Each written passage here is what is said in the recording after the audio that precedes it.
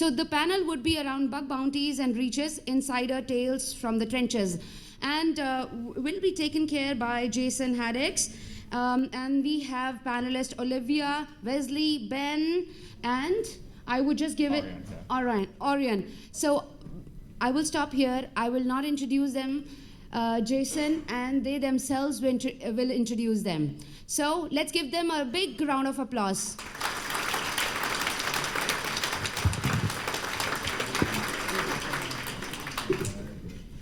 Alrighty, thank you everyone for showing up. So my name is Jason Haddix. I am formerly a pretty well-known bug hunter and now a full-time red teamer. So I wanted to put together a panel where I brought some of my friends on who I respect, colleagues, and basically talk about some of the stories. Because I think the funnest part of DEF CON, or the most fun part for me, at DEF CON is swapping war stories with other professionals in the field, right? Like you have a hallway con and your buddy's like, oh, like I did this like crazy thing this year, right? But you haven't seen him for a year. And so I thought that I would bring on a panel of that represented both red teamers and bug hunters, because I wanted to kind of tie it together and say that we're not so different in the kind of things we try to accomplish, especially when you're a wide scope bug bounty hunter. There's only minor differences. So on the panel today, I have Olivia. Olivia works at an undisclosed company, but she builds red team tools for this company and is also on the red team. I have Ariane, who is on my red team at Buttobot. I have Wesley, who, Wesley, where are you? Am I allowed to say where you work? No, okay, so Wesley is a full-time red teamer. You're an internal red teamer though, right? Yes. Okay, so NOP researcher on Twitter. And then we have Ben, who's a bug hunter, content creator, but Ben, you're mostly doing bug hunting these days, right? All of it? Okay. Okay, so Ben does everything. So, yeah. Red teaming, bug bounty, pen test, AppSec mobile, everything, right? Okay, yeah, cool. So, I mean, I don't know if I really need to give you their long history. I think we can jump into kind of the questions that I had. But they're pretty well known if you are in like the Twitter sphere at all or, anywhere like that. So we will jump right into the first question. So the first question I have, and I'll give you guys some time to ruminate on this, is just, without disclosing the customer name, can you think of one of your best hacks in the past couple years, right? Like whether it was a red team assessment or a bug bounty assessment. I know Ben did a whole panel on this, so he might just use one he already has in his pocket. But I'll start so that you guys can take a couple seconds just to ruminate. So one of the ones that actually Ari and I had this year was a customer, was actually a prospect. And so we did some initial recon on the prospect. Everyone knows that this is Recon Village. I've done several talks on Recon. And we did our normal Recon methodology, and we ended up finding a whole bunch of assets that were not really tied to the main domain name or anything like that, and they tended to be S3 buckets. And this was in a sales cycle, so this wasn't actually when they had paid for testing yet. So we basically found this stuff in the cloud. We found a S3 bucket with source code in it. And in the source code was about 13 hard-coded AWS keys for their organization that allowed to pull down multiple terabytes of data for their company with PII. And this was before we even started the red team test. This was like initial recon to do on the company. And so that happened like a month ago. So that's one of the ones I haven't told yet. The other one I like to tell is the one on a bug bounty. So that's the red teaming perspective. So the one I tell in my class that I like a lot was there is a large manufacturer, or there's a large e-commerce site, and it has a very wide scope bug bounty. And so what I did was I was doing recon on this bug bounty, and I figured out that this company had bought a CRM software because I had found it in my recon. I had visited all their pages, and eventually I landed on the login for a CRM page. It said CRM in the title. And so I looked at the CRM page, and I don't have credentials. But I Googled it, and that's like 90% of our job as hackers, right, is Googling things. So I Googled it, and I found the company that made the CRM software that they use, customer relationship management software. It's to manage all your customers. And they turned out they had acquired this company, but they hadn't taken down all of the websites for the former company yet. And so what was still left online was a demo of the CRM. So like prospective clients could go check it out. So I logged into the demo, which they gave you credentials for, and I ran all that traffic through Burp Suite. And they give you an admin cred so you can check out the admin backend if you're going to buy the CRM. And so I was able to browse to all the admin functions and all the admin APIs. And then I took all of those paths and URLs and I replayed them against the production site that this company had already put on prod on their thing. And it turned out that they hadn't applied any authentication to the admin APIs. So I was able to steal about 16 million records from this company. And then on top of that, I was able to send SMS messages to anybody's phone who had their app installed on their mobile app. And I was also able to get into their supplier network and order things, and it was pretty crazy. So that's another one I did last year. So we will start with Olivia. All right, so one really interesting engagement that I had was for a company that cared about these things called low latency systems, which is where like you focus on the speed of a network and transferring data. And so the reason why this engagement was so interesting was that in terms of like developing an exploit and all of that, you have to focus on what is really easy to transport because the things that they're sending are very easy to transport. And the other thing is that they monitor these networks a ton because if something's taking too long to send or like if data is not being processed correctly, they lose like tons and tons and tons of money very, very fast.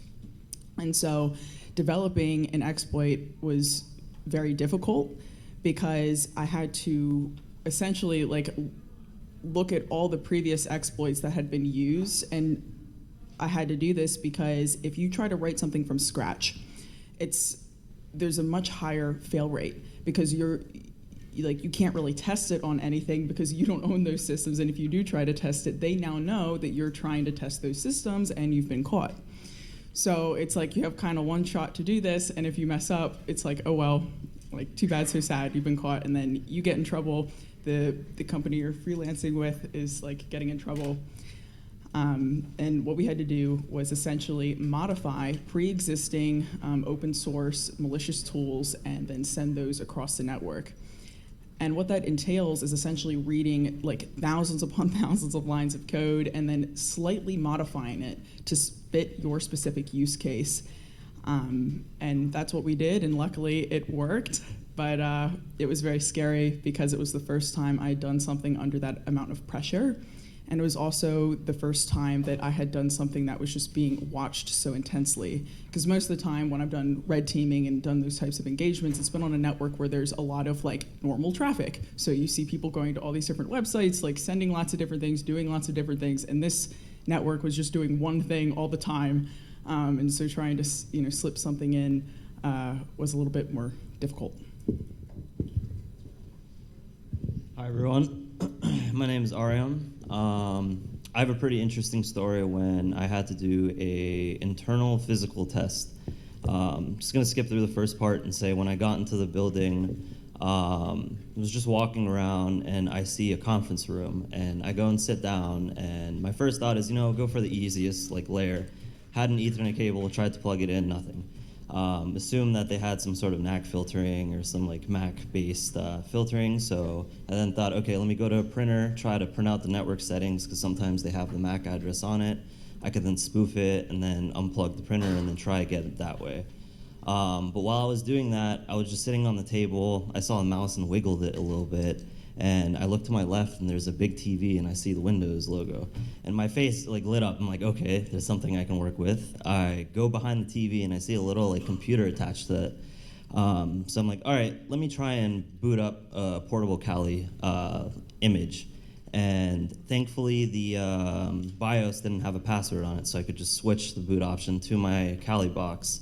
I boot it up, I log in, and I can mount the hard drive that was on the actual Windows machine to my Kali box, and then you can just go to System32, downloaded everything, and then I parsed the SAM security with Secret Stump from Impacket, got the local SAM hashes, and I mean, you bypass the NAC, you have access to their internal network.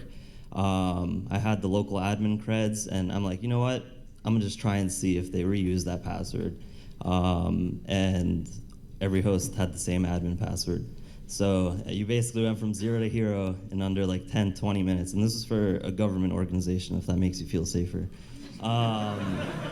And I mean, after that, I just dumped one of the creds on one of the hosts, and you see like a SQL user on it. You go after the databases. But yeah, that's probably one of the more interesting stories. So if you ever have an internal, you're in a conference room, look at the TV. You might be surprised. But yeah, I mean, that definitely was very interesting and a great way to bypass any security controls that they might have. Thanks. I'm Wes. I'll tell two stories. The first one real quick. I think my favorite kind of bug bounty kind of finding that kind of really started me in a lot of kind of doing bug bounties was I was driving home from a hiking trip with my son. He was getting a little hungry, and I was like too lazy to cook, and I was like, I'll just stop at a fast food restaurant. Pulled into the drive-thru, looked at the display, and there was just a TeamViewer login with the code right there, and I was just like, that was like the easiest finding in my life. And while I don't do a whole lot of bug bounty, like that was like my favorite piece. And the second story I'll tell is how I cheated. So I love some bug bounty people. So as part of like some recon for an engagement, obviously internal red team, you're able to, see all the reports, see all the findings. So I was digging into some findings, and I saw a vulnerability, and I saw where a, kind of bug bounty just didn't go far enough, right? So this researcher, he was very respectful of the program and the scope. He's like, hey, I took it this far. Here's where it's at. And I was like, oh, that's juicy. And I don't think it's been remediated yet. So I was like, let me see where I can go with this. So took it from there, just continued on with the exploit. It was really awesome. The work he did, the payload he provided, and then just, something simple as like S3 buckets, right? There's nothing entertaining in those. But then it just felt like textbook, right? There's just backups. And I was like, okay, so backup, source code, nothing too fancy. We're digging through there, just trying to find, is there a flaw in the source code? But at least now I have all the source code. And then I couldn't believe it. I just found a backup where I guess they had mounted their Docker container, had like mounted their local dev system, and there's just keys for days. So from there, it was just really simple, just to go down like 32 different paths, and then just exploit from there. So it was super fun, but like honestly, there's just kind of like what Jason was saying. There's just a lot of overlap, and I can't do my job without like an attack surface management team or the devs out there doing the recon on my behalf, managing all the tools like project discovery and all that, just automating everything, so that I kind of have that easy part of let me pick out some findings and then do some real cool red team stuff. So with that, I'll turn it over to Ben. All right, speaking of bug bounties, good morning. Yeah, I have a bug bounty story. A lot of, I'm trying to think of like how to describe this company. They are a financial institution in the credit monitoring area of financial stuff. And then they got owned very hard a couple of years ago. If it makes it feel everyone knows who it is? Perfect. All right. I didn't say their name, so we're all on the same page then? Cool. Well, they have a bunch of domains. They have a bunch of different TLTs, right? Every country has one, and I do these like live recon streams. My chat picks a target. They wanted to do this one for some god-awful reason. I don't know why. My favorite thing to do is just spin up boxes and just send traffic. It's purely send traffic of endpoints that I think would be a quick little win. Just see what we can find. Spin up 3, 4, or 5 machines. Each of them, send one endpoint using, I think Tom's actually used his tool, Meg. And it takes a list of files and a list of endpoints or a single endpoint, and it just sprays that across the entire infrastructure, and it saves the entire GET request. So whether it was successful and it wasn't, it takes it, and then you can parse through all that. We can grep through it and see if the keyword you were looking for, it was in there. So this instance, I did like Swagger, Actuator, .get, a couple of like easy ones, right? Just low-hanging fruit. Well, nothing came back. And then my chat was like, you should look at this domain. It's like some super random like TLD, South American, I don't even know what country it was, to be honest. I couldn't recognize the TLD. Well, we kept going at it and just brute forcing, looking for subdomains, nothing. Subdomains, nothing. And I'm like, there's no way. This company was owned really hard like years ago. Like, there's no way they got their, can I cuss on this, man? There's no way they got their shit together at this point, right? Well, they didn't. It was just a little tricky because based on the application, based on the language of the country, the path where the apps could be stored are different, and sometimes you don't even find them because they just give you this URL that your customers go to like sign up or whatever it is that the general public doesn't have access to. It's not in robots.txt, it's not cached by Google. It's like this super random path of like 3 letters dash, 3 letters dash, and then the app name.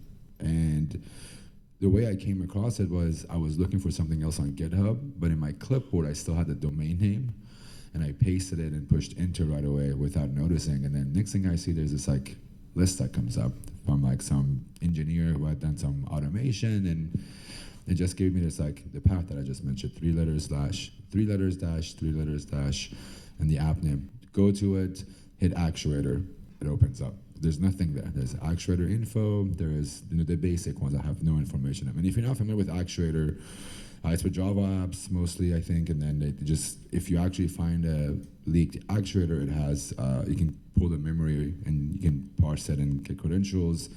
They use sometimes variable, I can't talk today, variables, and then a bunch of info. Sometimes it has the entire HTTP request from all the other users, just depending on what you find in similar cases. Well, when you go to the application, you right-click, view source, there's a bunch of links hidden in comments. It's a bunch of different apps, and every single one of them had an open actuator with a heap dump available. And I'm doing this on stream at this point on accident. So I take down the stream, go look at it, and then turns out the actual heap dump had a authorization or bearer token inside of it that just parsed for. So you go cat, heap dump, you pass it to strings, and then with strings you do another pipe, and then you do grep, and you just do bearer, or you do authorization, or whatever one you're looking. Well, turns out one of the bearer tokens I had was the admin token, and you can actually impersonate every bank that was using this application. You go to the bank from that country, every bank's loan, application, financial data for their customers, and there's a bunch of functionality that you could play around with. But unfortunately, it couldn't go any further. I just felt a little unethical to take these credentials and own the entire application. But just looking at those loans and applications was really, really cool to just see that you can get access like this. So moral of the story is, if you don't find something, there's always something there. GitHub is a good one. I Googled for stuff, I couldn't find it. GitHub is a good one. And then you just need to find that one path that could leak stuff. And in my case, it wasn't literally in the HTML documents or HTML comments. You just have to open them up and then feed it actuator, and it opened up. So, yeah.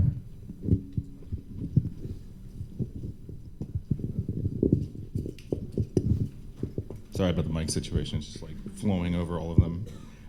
Okay.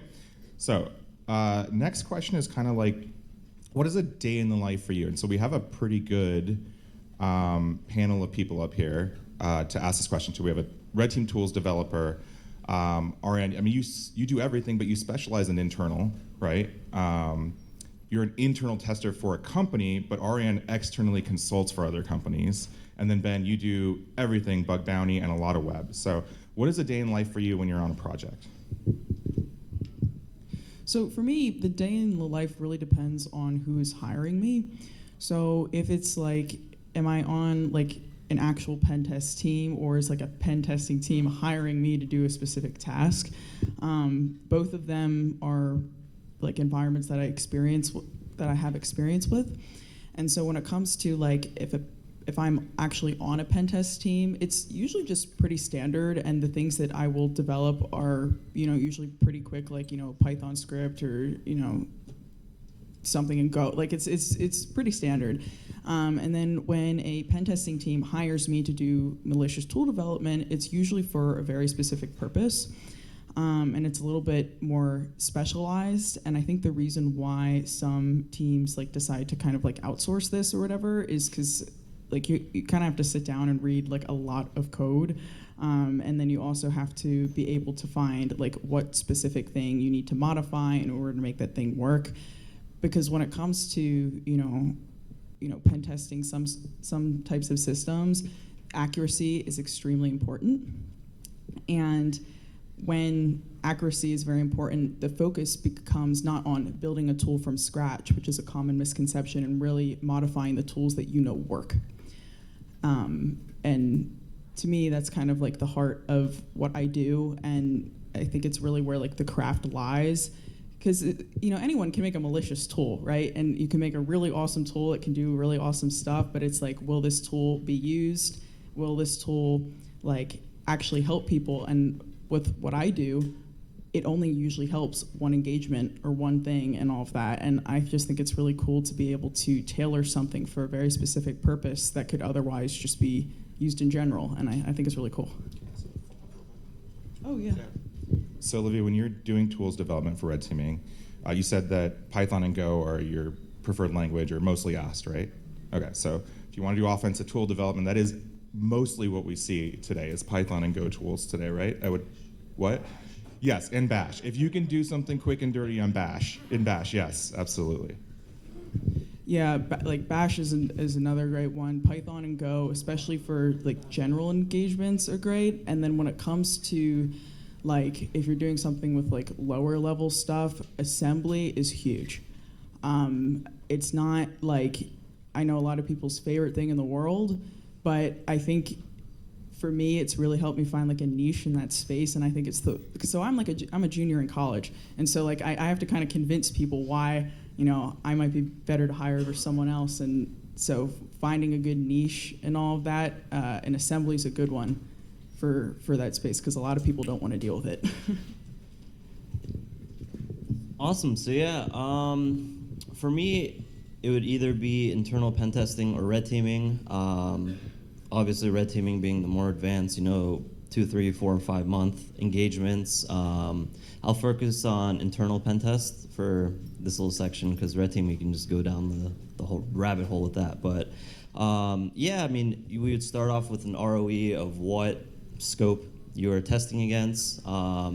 Either a assumed breach campaign where you just put on a subnet inside of a user network. If they don't give creds, it's fine.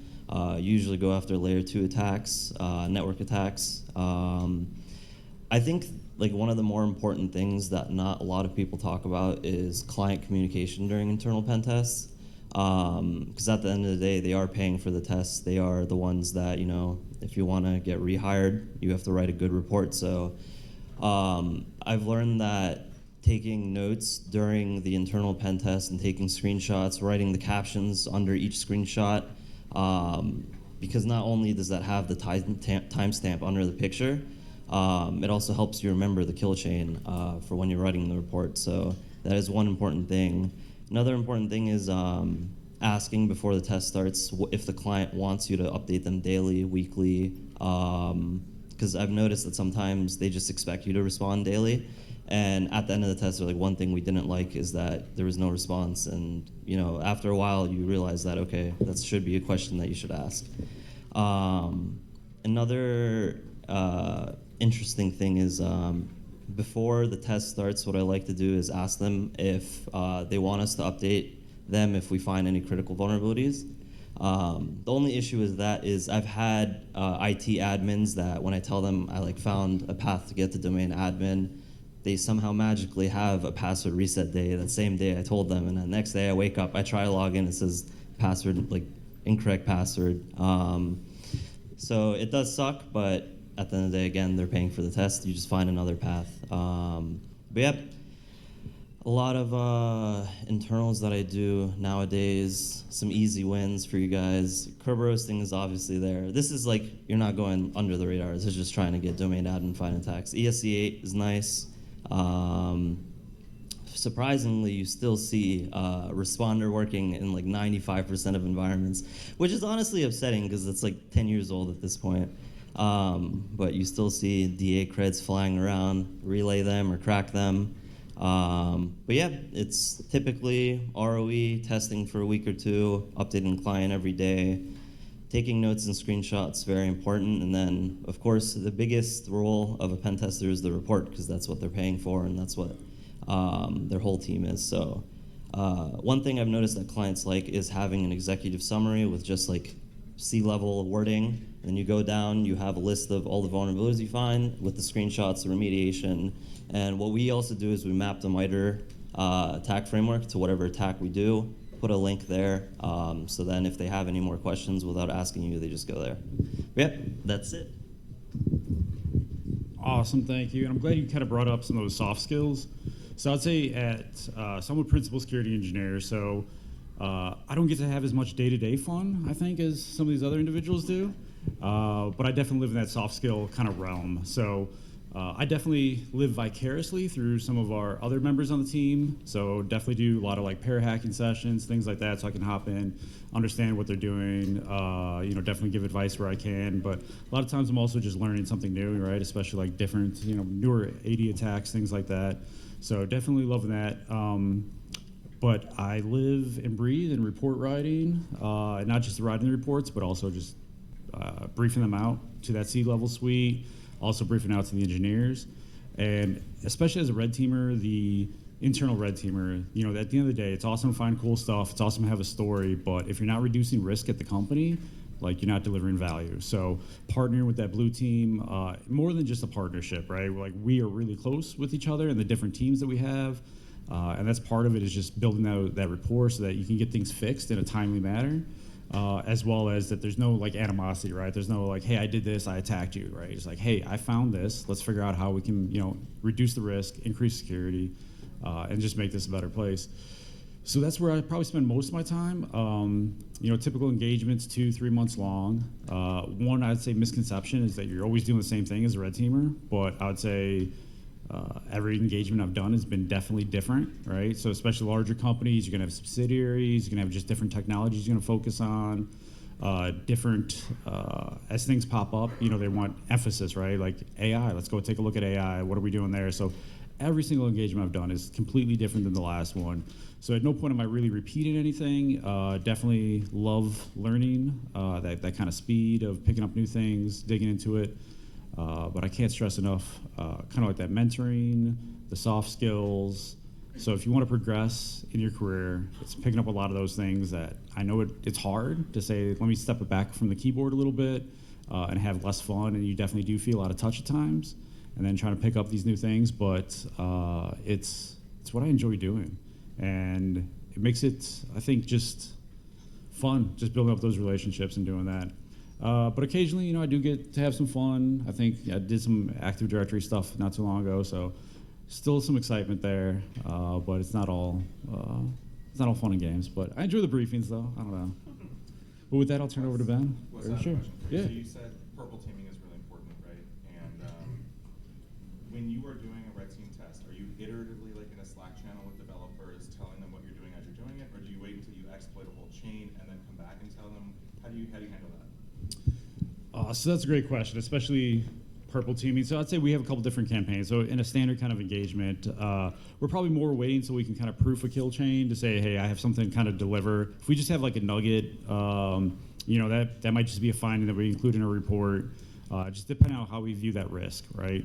But definitely if there's a full-on kill chain, we're typically communicating that out soon after we find it and working with the developers and reaching out to them, letting them know, like, hey, this is what it is.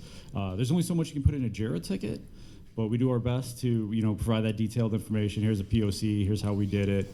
Whether it's a video we include, all sorts of stuff like that. And then definitely with the reports, everything that he was saying, we include all those links. Purple team engagements, definitely a lot different. It's a much closer feedback cycle on that. So with that, it's typically we're performing this attack.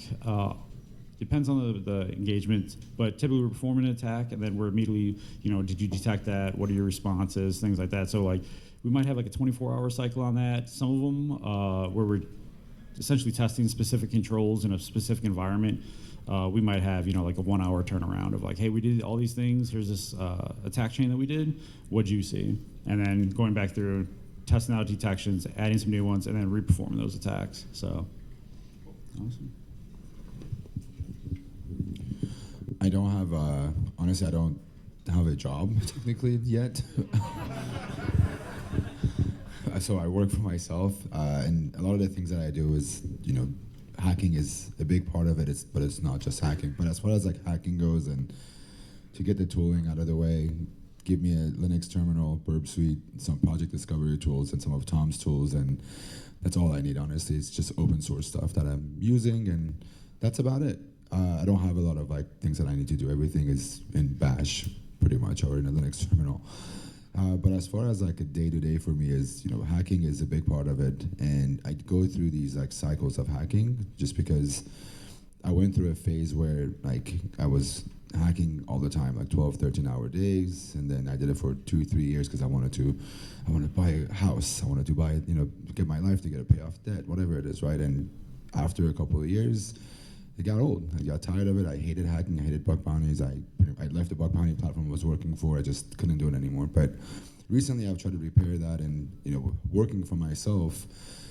With bug bounties and making content and launching my own company soon, it's just a lot of different things you have to do. Like your brain is going from one different task to something else, and then next thing you know, you have to do something else for that's completely different. So there are 3 different just things that I'm doing at the same time.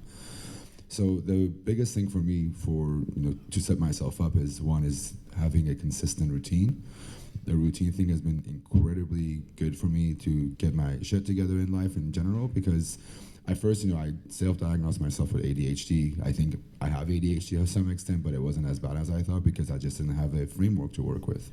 So having every week telling myself these are the things I got to work with, and I give an example in a bit. And then Monday, I'm gonna focus on making content. Every Monday or every Tuesday, I usually make my content, and then at nights is when I do my pen test and my bug bounty stuff. I go to the gym, or I push myself to go out of the house at some point because I work at home, and everything is at home for me. So at some point, whether it's going to the gym, going to get coffee, going to get food, I need to get out of the house for 1 hour just to have a switch so I can do other things, right? And then the second bit of it is the routine thing is just knowing, okay, so in the mornings I'm gonna do this, take a break, at nights I'm gonna do my pen test, so that switch also helps out. But when it comes down to like doing bug bounty hunting, I go to these live hacking events. HackerOne puts them together. They just did one in Vegas. They're doing one in Tokyo, and they give you a target that's usually pretty hard to hack into because they've been around for years, or there's like 40 other hackers that are better than me that are hacking on this thing, and I want to look for bugs. That's where the consistency comes in. I tell myself, okay, I got to make content for the next 3 weeks because I'm going to be busy with hacking, make 3 pieces of content for the channel on Monday, record it, ship it out, so it's on the channel, and then every night hacking starts. So and you have to stay consistent. If you're not consistently looking at these apps, you're going to miss a lot of bugs. There are vulnerabilities there. It's not that they're not there. It's just you give up. It's human behavior. You put in 3-4 hours. You want instant gratification. It doesn't happen. You give up. But other people are finding vulnerabilities somehow, right? So I've learned that no matter what, I'm going to dedicate every night from like 4 or 5 p.m. to 9, 10 p.m. And when I say that, I'm not working 13 hours anymore. I work 3-4 hours in the morning. I tell myself, you're going to be hacking tonight, take a couple hours, go run errands, keep my house together, whatever it is, and then switch over to hacking. And then on the hacking part of it, the thing that's helped me a lot is putting myself out of my comfort zone, and that's really worked out for me in the past 2 live hacking events. I've never done any thick client hacking at all. That was the one that I went after last event when I got a decent bounty, and I've never done anything like that. But it was just, no one else was looking at it, so why not learn something? And it was a very huge learning curve for me. I had to talk to a bunch of hackers who helped me, but it worked. And then same thing with this event. It was more of a, what niche thing I find that no one else has found. But it took me, so for the first event, it took me the entire event, so about 2 weeks of hacking until I found one vulnerability that I was happy about, and it was one of the top bounties at the event. And for this one, another 2 weeks until I found something that was really interesting that helped me get over the hump of not finding any vulnerabilities, and then I ended up placing in the top 5 for the leaderboard for it. So it's just the pivoting and consistency of wanting to push yourself to say, I have to get this done. There's a healthy balance to do this. You can't guilt trip yourself into, oh, I didn't do anything today, or I'm not good enough, imposter syndrome, whatever you want to label it. But it's just consistent saying, it's fine, screw it. The 4 hours that I have today, 5 hours that I've carved out, for the entire night, every night of the week, I'm going to dedicate to it. And worst case, you've invested your time, you're going to learn something. And best case is you're going to find vulnerabilities. It's a win-win, honestly, either way. I have a question for you. So you have been on some of the more known kind of hacking teams that do vulnerability disclosure rather than bounty, right? So companies who don't have a bug bounty, or who have one but you're not even really invited to, but you're on these teams that go after these big companies, and then you responsibly disclose them, and you give them plenty of time. What is it like working on those teams? How do you guys communicate? How do you structure your hacking as a team? It's not super organized. It's just a bunch of dudes on Discord going on a voice chat. A lot of times, it's one Discord channel that one of our friends owns, and it's honestly just people going in and out of the voice chat. Discord is a really good place. So even for when we do small engagements with bug bounties, there's 2 or 3 of us. We have our own Discord group, not a Discord server. It's just the 3 of us in the group, and we just pin things. You find an interesting thing, you pin it. You have credentials, you pin it. And if you really want to communicate with each other, get on a voice chat. It's not that scary to be on a voice chat with strangers, honestly. Just, hey, you want to get on a voice chat? Because some of these people I've never met, never talked to them, no clue who they are. We just got on a voice chat, and it helps because I can show you exactly the thing that I'm working on, and you can physically see it and help out with streaming it too. But it's not super organized. The other couple of things that we do is a spreadsheet. So we dump all of our assets that are interesting, who looked at it, what interesting thing they found, when it was looked at it, and then we use a Word doc a lot of times to track the findings, whether we reported them. Also another sheet that says like the bug title, who reported it, what was the bounty, what was the status of it, and so on. So it's just project management 101 featuring Discord.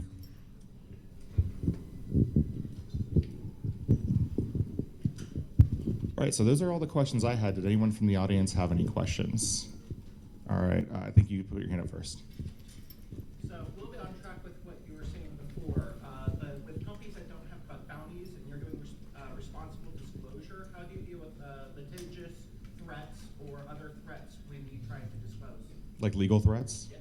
Okay, so the question for the recording was, how do you deal with what used to be kind of the consequences of doing responsible disclosure, potential legal threats, potential legal action. So I'll start, and then I think I'll give it to Ben, because I think he probably has a lot of things. So I am OG, so I've been around for a long time, and so that kind of stuff scares me to death. I don't do responsible disclosure. Everything I do is contracted testing, or bug bounty. I'm allowed to do it through the scope because I have had friends who have gone to prison for hacking. So I have family and kids, so I'm just not doing it. In fact, Ben has invited me on some of the campaigns they go on, and I'm like, I'm not really going to do it. But the newer school hackers have a different mindset, and the world is evolving. And so, it's a good thing to discuss. I'll hand it to Ben.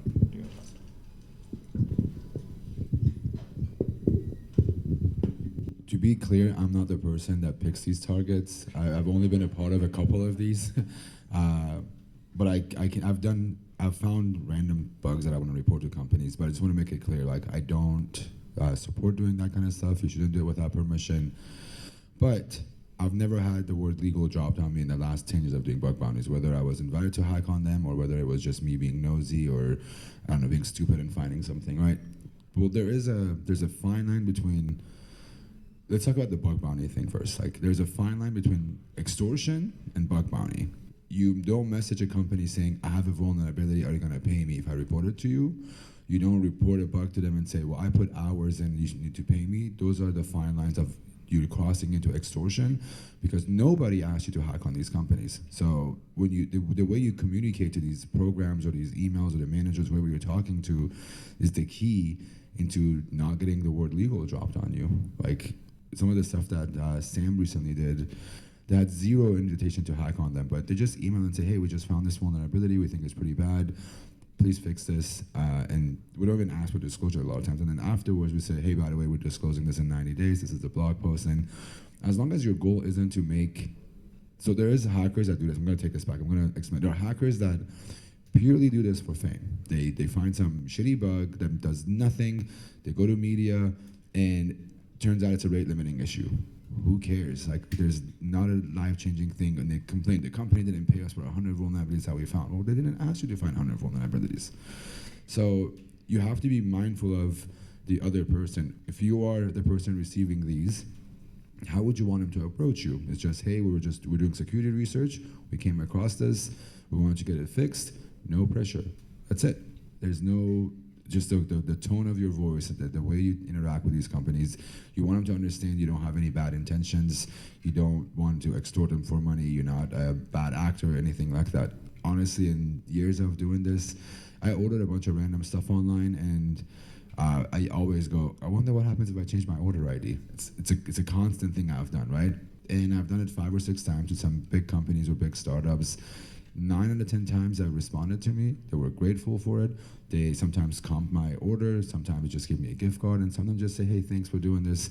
And I tell them like, hey, this may show up in the talk, but I'm gonna try and redact you guys. And if it doesn't, I'm gonna make sure you look good. So just don't make him look bad because you want clout, you want fame in front of media, and you're gonna make a joke out of this company. Well, guess what? Joke's gonna be on you when the legal team gets involved.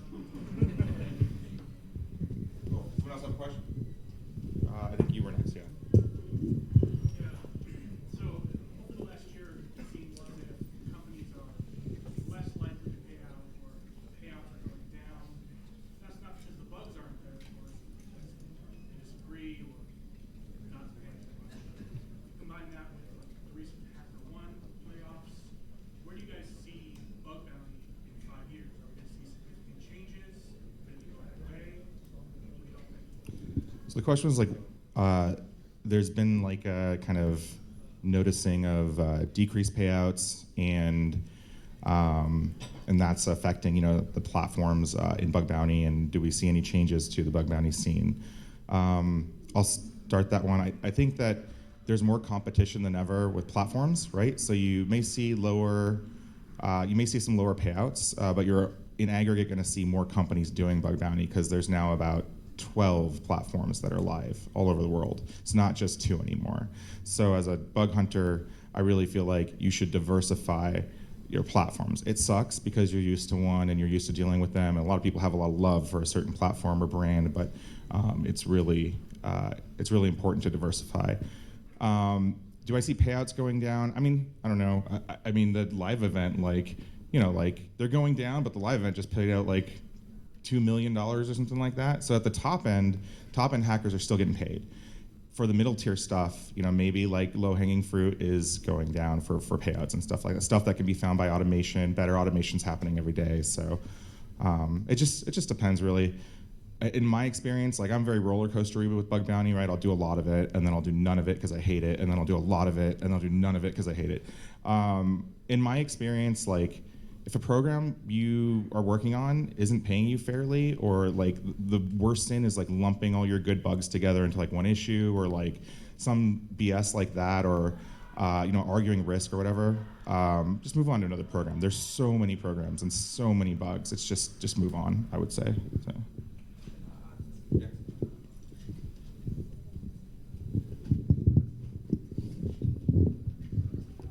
So just to start us off, I worked at a HackerOne for a while, and this is not a ex-employee's comment. It's just my personal experience with them. I'll make it quick. I don't fully agree with the bug bounty stuff going down. I actually see more increase in how much hackers are making just talking to people. The biggest thing is it's what you hack on, what platform you hack on, what programs you hack on. I haven't seen any companies go, we're dropping our payout, from this to that. I've seen the opposite. I see campaigns of 50%, 100% engagements that are increasing for bonuses, right? It's a lot of those. Like I've seen the bounty amounts that people are making. The average bounties are going higher. When COVID hit and people were getting layoffs, people were paying more in bug bounty. I think bug bounties are doing a lot of, they're finding a lot of things. So I don't think it's going down. It's becoming very competitive. And what Jason said earlier about, people are automating things and people are finding just things that could be done with a scanner. And of course, these companies can run the scanners, they're not going to pay for it. So my biggest advice is if you're doing bug bounty hunting, ask yourself 2 questions. It's usually the first one is, so what? What can you do with this company? And the next one is, how can you affect the company's infrastructure or customers' data? And if you can't answer those 2, don't report it.